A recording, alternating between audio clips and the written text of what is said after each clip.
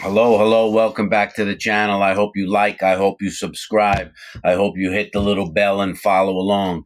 This is an update on the supposedly incident at Collins Correctional Facility that transpired yesterday on February 12th, 2025.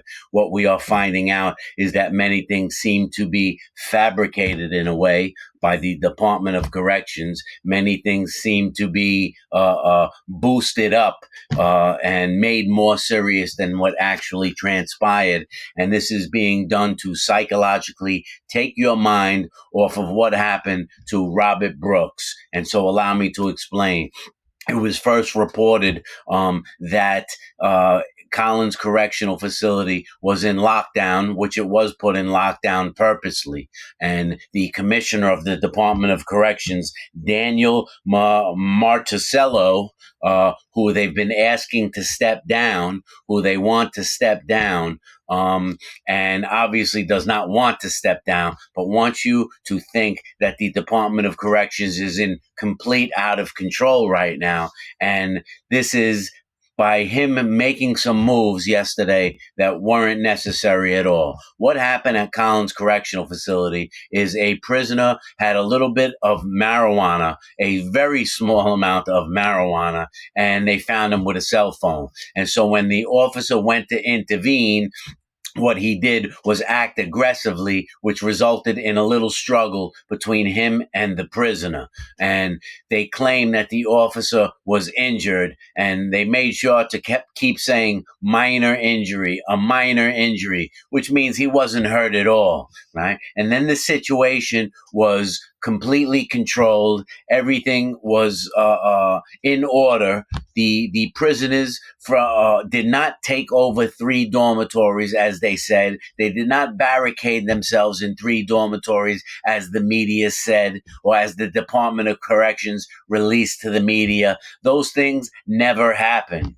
What happened was the officer found a prisoner with a little bit of marijuana and a cell phone, which happens in prison every single day. Throughout the Department of Corrections, there's situations like that. There was a very little scuffle, and then it got shut down. It got controlled. But the commissioner of the Department of Corrections decides to come down, would never come down over a little incident like that, calls in a lockdown to lock down the whole facility, calls in other officers to come storming in to make it look like the place is out of control when it wasn't out of control. And the reason that's done is for two reasons. One, the officer abuse that's taking place through the Department of Corrections is what is out of control. The officers are abusing prisoners, and now it has come to light through the internet. It has come to light through YouTube. It has come to light through people being able to voice this situation, right? And so now that that's happening, they're in panic mode, right? And so they want you to think that the prison population is out of control. They want you to think that there's so many problems in the prison system that they need to act accordingly and act violently, which they do not. Right. And so Robert Brooks' case just went to the grand jury. And so if they can release stories like this and make you believe that the prisoners are so dangerous that they're taking over prisons and they're committing all this chaos, then that will justify them beating to death Robert Brooks. Now, there was a man named Kenny Gold who works for the Department of Corrections for the union, and he came out right away saying, we need more officers. That's their justification. We are 1,200 officers short. We need more officers to control the prisons. What he wants to do is get people back on the job. Because as I've always told you, the majority of these guys are farmers. They're in upstate New York. And if they don't have the job as a correctional officer, they realize how useless they are as an individual, and they can't go get any other employment. So they want to be hired back into the Department of Corrections. And how can we get them hired? We can say that the prison system is out of control. We can say that the prisoners are completely out of control. We can say that we needed to bring a squad in, that prisoners took over the prison and they took over the dormitories, and this will justify hiring another 1,200 prisoners. That's what this Kenny Gold is saying, right? But when the media was camped out there, when Derek Heidi was camped out there, he was getting mixed messages, right? He's from Channel 12 in Buffalo, Derek Hyde. Derek Hyde couldn't get a straight message from anyone. The union told him one set of circumstances happened in the prison. The officers told him another set of circumstances happened in the prison, and they couldn't even get their story straight. That's why you're not hearing anywhere on the media what actually happened in the prison. All you're hearing is the news stations from upstate New York who are in bed with the Department of Corrections giving out speeches. Oh, we need more officers. We need more control. But they're not telling you what actually happened, because close to nothing actually happened in there. There's another newsman named Ed Dranch from 7 News from the I-Team.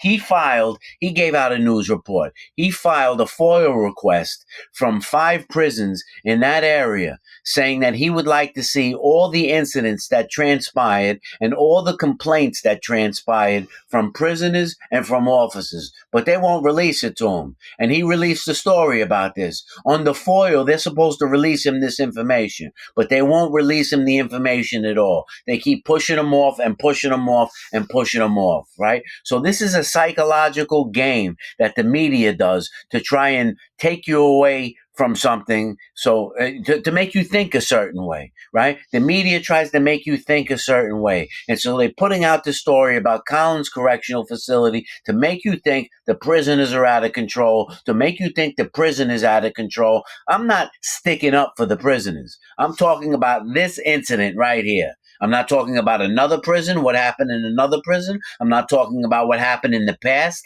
I'm not talking about different incidents where the prisoners were out of control. I'm talking about this incident right here. There was no need to lock the prison down. The prisoners did not take over 3 dormitories. The Department of Corrections is lying. They're making it like an officer was injured. I want to see his injury reports. Let's see how severe his injury reports are. Let's see any body cam evidence or any footage of the prisoners taking over 3 dormitories. The Department of Corrections is full of it. Right? They're a very corrupt system, an extremely corrupt system. This commissioner doesn't want to be fired, so he uses situations like this to make you think that he's needed, that more officers are needed, and that violence is needed. That was the agenda at Collins Correctional Facility. And hopefully, well, let's see if I get proved wrong. Only time will tell. That's my opinion. That's what the facts seem to be suggesting. And so we'll figure it out. We'll figure it out. Stay tuned.